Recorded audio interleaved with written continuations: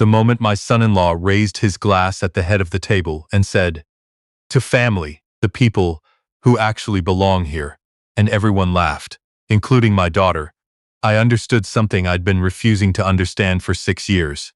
I just didn't do anything about it yet. That's the part that's hard to explain to people who've never been in that position.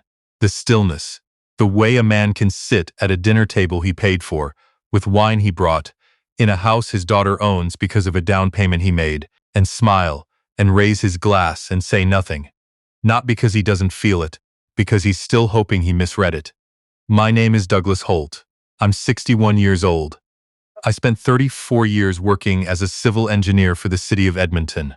I raised 2 kids, mostly on my own after their mother, and I divorced when they were 9 and 12. I coached hockey for 11 years. I have never once in my adult life asked anyone for anything I wasn't willing to earn. I want you to know who I was before the birthday dinner, so you understand who I became after it. Welcome back to Dad's Final Revenge. Pour yourself a coffee, get comfortable, and remember, the people in these stories always thought they had the room figured out. They didn't. Hit subscribe so you never miss a story. My daughter Renata is 34 years old. She has her mother's eyes and my stubbornness, which is either a gift or a problem depending on the day. She married Callaway.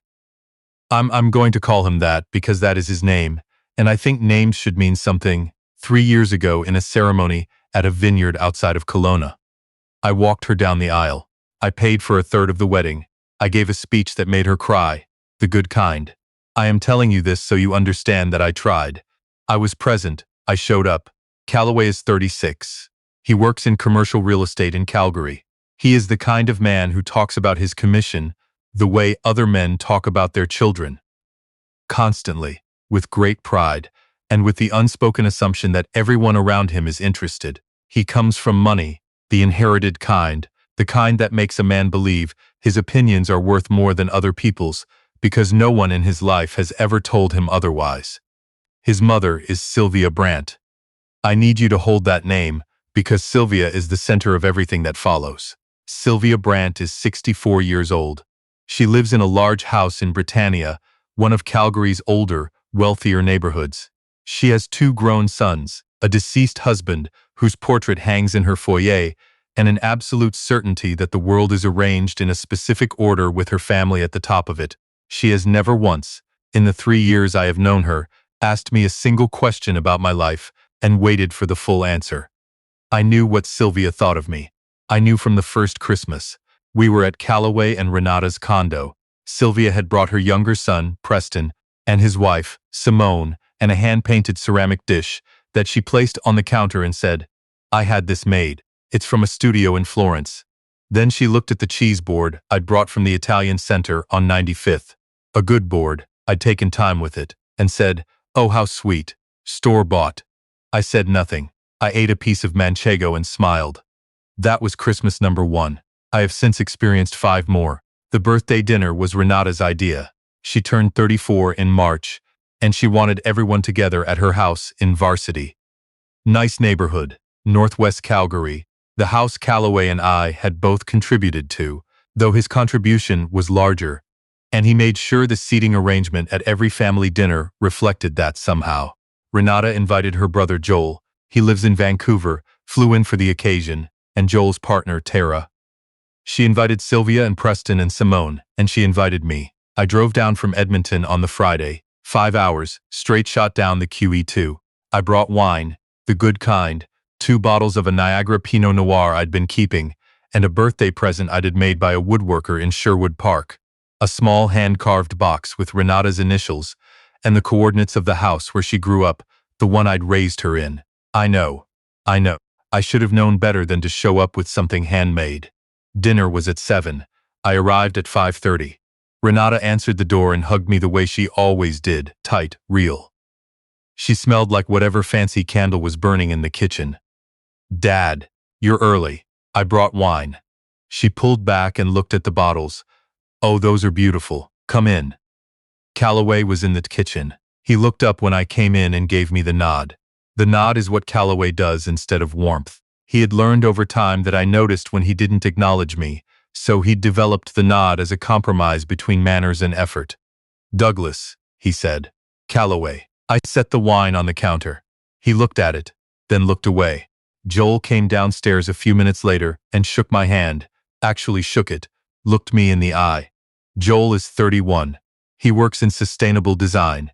He's the kind of person who asks follow-up questions when you tell him something about yourself. I have always liked Joel. He has always reminded me of what it means to be raised right.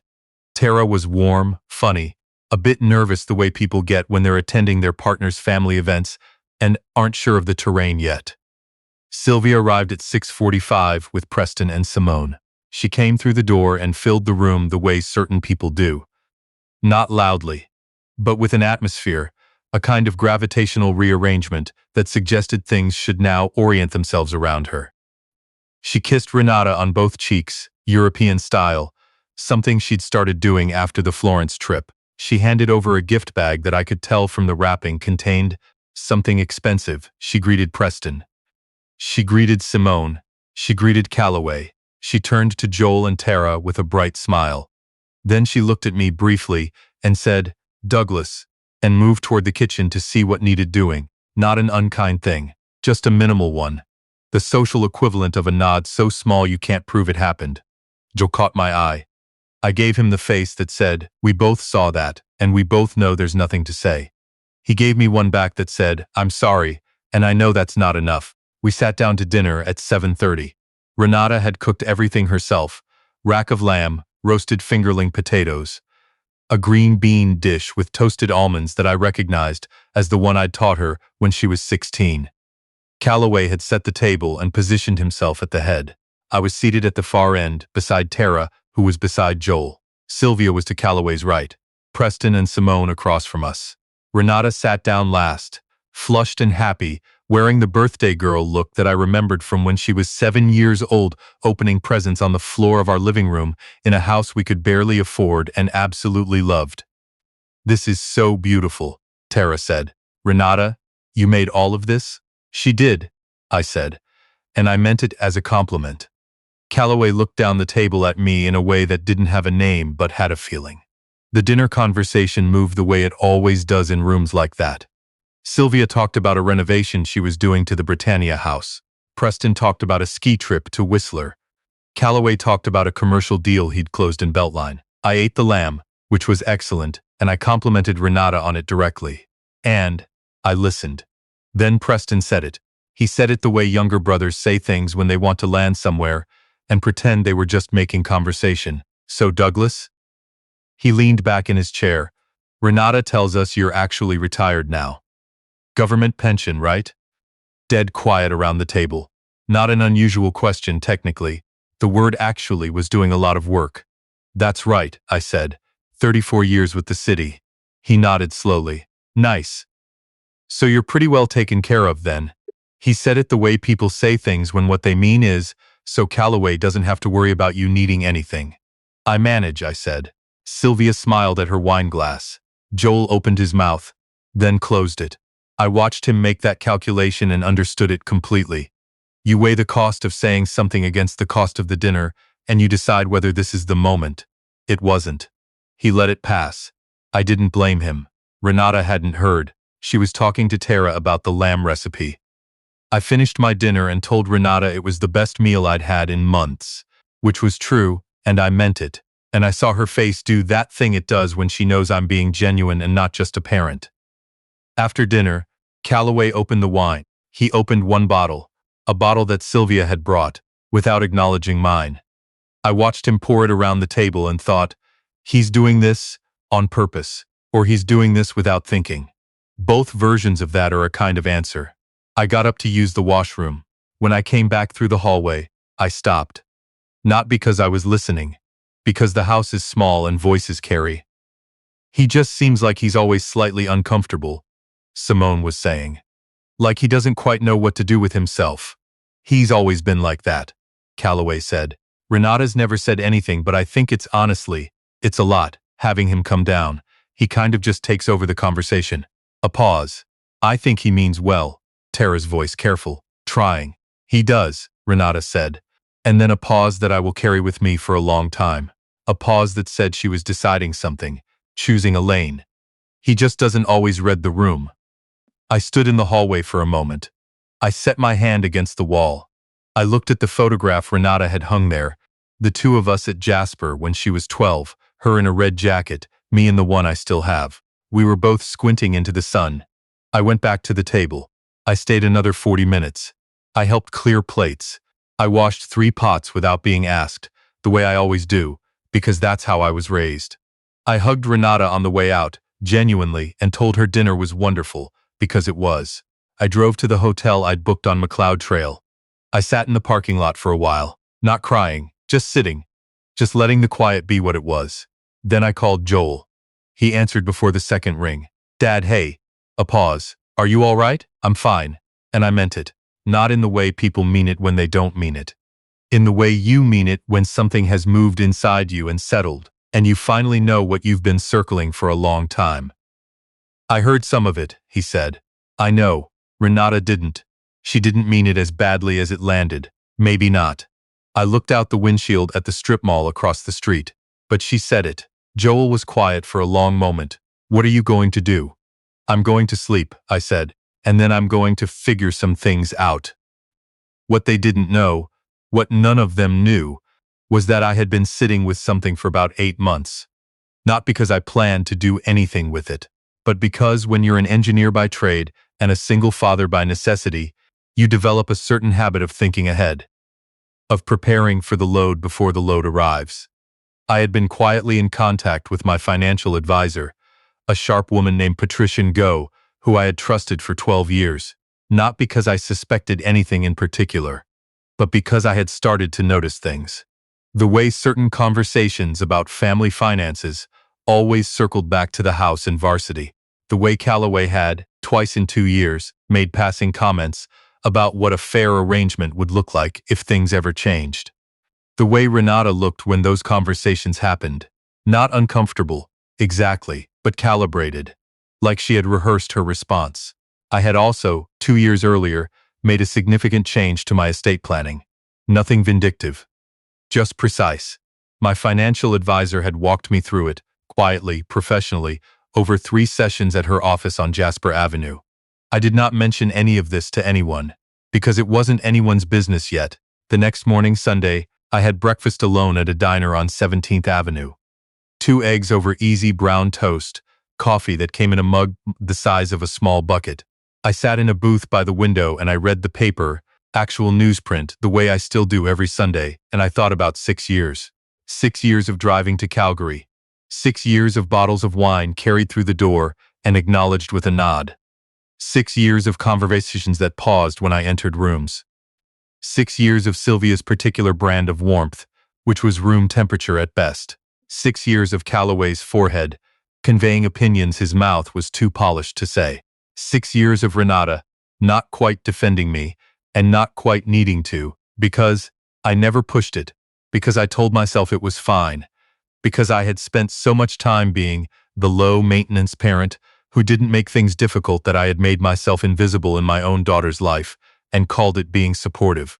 I finished my eggs. I left a generous tip because the server was good, and I believe in paying people what they're worth. Then I called Patricia. It was a Sunday. She answered anyway, because that's the kind of professional she is. Douglas. You're in Calgary, I am. I had an interesting evening. A pause. How interesting. Enough that I'd like to talk through some of the arrangements we discussed last spring. Another pause. Longer. The kind that means she's already moved into work mode. Can you come in on Tuesday? I'll rearrange. 3 weeks after that meeting, 2 things happened. First, I quietly restructured a significant portion of the estate arrangements I had made. The lake property outside of Sylvan Lake. The one I'd owned for 18 years. The one Renata had grown up spending summers at. The one Calloway had twice mentioned in passing as probably worth something now with the market the way it is, was transferred into a separate trust, with Joel named as primary beneficiary, not out of anger, out of clarity. Second, I changed my habit of driving to Calgary every 6 to 8 weeks. I stopped making the trip. I was pleasant about it. I was busy. I had things on. I was taking a woodworking course on Fridays. I was volunteering with a youth hockey program on weekends, all of which was true. I simply stopped rearranging my life. around an invitation that had never felt like it actually wanted me there. Renata called twice in the first month, chatty, normal. She didn't mention the birthday dinner. Neither did I. The second month, she called once. Shorter. She seemed slightly distracted. The third month, she texted more than she called, which is how you know something has shifted, because Renata has always preferred the phone. Joel called every 2 weeks, which was more than before. He'd moved back to Calgary. By then, a project had come up. We had lunch twice. He didn't bring up the birthday dinner directly, but he told me once that Calloway had asked Renata whether I was doing okay, which I thought said everything. The thing about removing yourself from a situation is that the people who took you for granted only notice once they start calculating what you were actually providing. I had, over 6 years, done the following things for Renata and Calloway without being asked and without keeping score. I had driven down with tools and spent 4 days helping them renovate the basement suite when they first bought the house.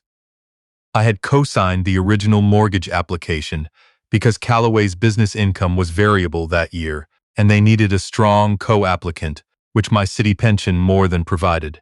I had lent them $12,000, interest-free, when the roof needed replacing and their insurance claim fell through. I had paid for Renata's flights home at Christmas for 4 straight years when money was tight early in her career. None of this had been discussed at the birthday dinner table when Preston asked about my government pension with that particular emphasis.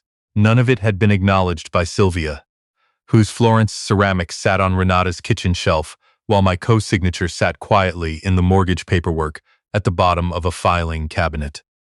I was not invisible because I was unimportant.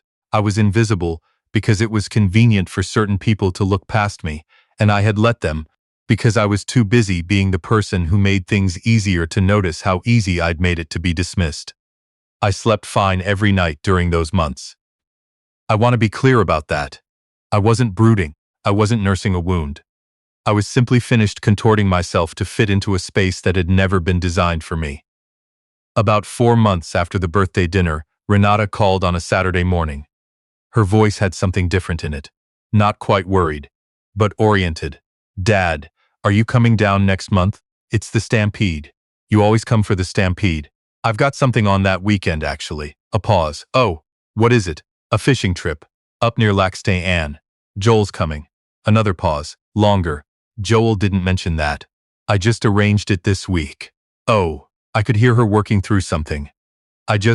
Calloway's parents are coming up from Victoria, and I thought it would be good to have everyone together." And there it was. Not, "Dad, I want you here." Not, "I miss you." Not, "I've been thinking about the birthday dinner and I want to talk." I want everyone together. For Calloway's parents. "I'll try to make the next one," I said. She was quiet for a moment. "Are you okay?" "You seem different lately." "I feel good," I told her. And I meant it. Same as I'd meant it in the parking lot of that hotel on McLeod Trail. Not defensive, just true. "Joel says you've been doing a lot of projects." "I have the woodworking and other things. I'm looking at some property, actually, out near Sylvan Lake." A pause. "The cabin?" "No, something new. A parcel I've been looking at." She didn't respond immediately. I let the silence sit. I had gotten comfortable with silence in the last 4 months in a way I hadn't been before. "Dad." Her voice shifted. Something underneath it. "Can I ask you something?" "Of course. Are you upset with me? About something?" I thought about that hallway, the photograph of us in Jasper. Her voice saying he just doesn't read the room. "No," I said. "I'm not upset with you, Renata." "Then why do I feel like something's changed?" "Maybe," I said, "because it has." She didn't call back that day. She called the next morning early. I was making coffee when my phone rang and her name came up on the screen. "Dad, I need to talk to you." "All right. Not on the phone. Can I come to Edmonton?" She drove up on the following Saturday. She arrived at noon. I made lunch, soup from scratch, the tomato one she's liked since she was a teenager. We sat at my kitchen table, the same table I'd had since she was 12, and she looked at it for a long moment before she looked at me. "I heard you," she said. "In the hallway. At my birthday." I looked at her. "I thought you'd gone to the washroom and come back. But the way you were the rest of the night, I think you heard what I said." I didn't confirm or deny it. I just let her talk. I don't think you don't read the room, she said, her voice careful. I think I said that because Calloway had been saying it, and it was easier too. I was trying to seem neutral. She stopped. That's not an excuse. I know it's not. I looked at my soup bowl. I thought about 34 years. I thought about the red jacket in Jasper. I thought about teaching her to make green beans with toasted almonds. Renata, I said, I've been your father for 34 years. I have shown up every time it counted, and sometimes when it didn't need to count, just because I wanted to be there. What you said, I'm not going to pretend it didn't land. She looked at the table. But it's not just that. It's Calloway's remarks. It's Preston's questions about my pension. It's the fact that 6 years of doing things for your household never once seemed to change the way certain people spoke to me, or about me, when they thought I couldn't hear. I paused. And it's the fact that you chose the easier thing when you could have chosen the harder one.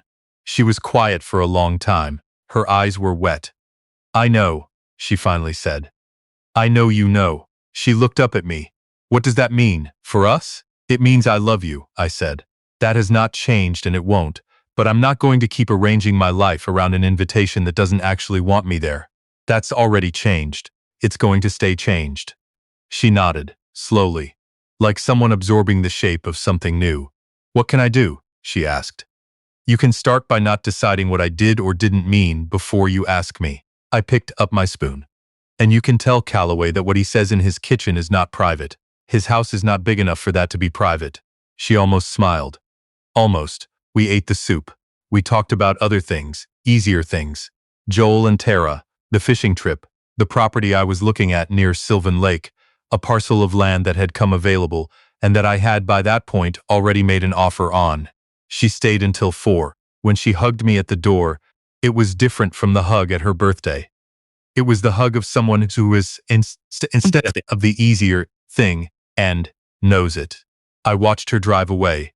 Then I went back to the kitchen and washed the soup pot and thought about what comes next. What came next was not dramatic. That's the thing nobody tells you. The resolution isn't a scene. It's not a confrontation where everyone finally says the true thing and the credits roll. It's quieter than that. It's a man who stops driving 5 hours to be tolerated and finds that the extra Fridays are good. It's the woodworking course, which turned out to be one of the better decisions I've made in years. I built a bookshelf in February that I'm genuinely proud of. It's the youth hockey program, 3 mornings a week, where the kids call me Coach Holt and mean it without any subtext. It's the property outside Sylvan Lake, which I closed on in September. 40 acres, backed onto Crown land, a small A-frame that needs work. I've been out there 6 weekends since. Joel came up for one of them, and we split firewood for 2 days and barely talked, and it was one of the better weekends I can remember. It's the phone calls with Renata, which are different now. Not warmer, exactly. We were always warm, but more honest. She told me in November that she'd had a long conversation with Calloway about the birthday dinner. She didn't tell me what was said. I didn't ask her. It's not mine to manage. The last piece of this story happened in January. I was at a property management conference in Calgary. I consult occasionally now, retired but keeping my hand in, and I walked into a coffee break and found myself standing next to Sylvia Brandt. She saw me a half second before I saw her. I watched something move across her face. A recalculation. Douglas, she said. Sylvia. I poured coffee. I didn't know you had interests in this sector. Preston's considering a development project. She smiled, the temperature-controlled one. You're consulting now? A few projects, yes. She nodded, looked at her coffee cup. I heard you've acquired some land out near Sylvan Lake. News travels, evidently. I have, that's a beautiful area. A pause. Calloway mentioned it. Did he? She turned her cup slightly in her hands. It was the closest thing to discomfort I had ever seen from Sylvia Brandt, and it was understated, the way everything she did was understated. I think, she said carefully, that the birthday dinner was perhaps not. It may not have gone as well as Renata intended. I looked at her. I took my time. Sylvia, I said, in 6 years, you asked me exactly one question about my life and listened to the answer. At Renata's first Christmas as a married woman. I told you about the hockey coaching and you said how wholesome. I picked up my coffee. I'm not looking for an apology. I'm just letting you know that I noticed. She opened her mouth. Have a good conference, I said. I walked away without waiting to see what she did with her face. Here is what I want to say, to close this out. I am not someone who believes in burning things down. I am someone who believes in being clear about what you'll rebuild and what you'll let go. Renata is my daughter. She made a mistake, the kind that comes from wanting to belong to the room you're standing in more than to the person who made you. I understand that. I was 34 once. I've made that calculation. I'm not holding it against her. But I am holding her to something better going forward, and she knows it, and I think she's trying, and that's enough for now. Callaway is a project I've stopped working on. That's not bitterness. That's resource allocation. Some materials aren't worth the finishing time. Sylvia, I imagine, told Preston about our conversation in a way that made her the more composed party. I'm fine with that. She needed something from the telling, and I don't need anything from it at all.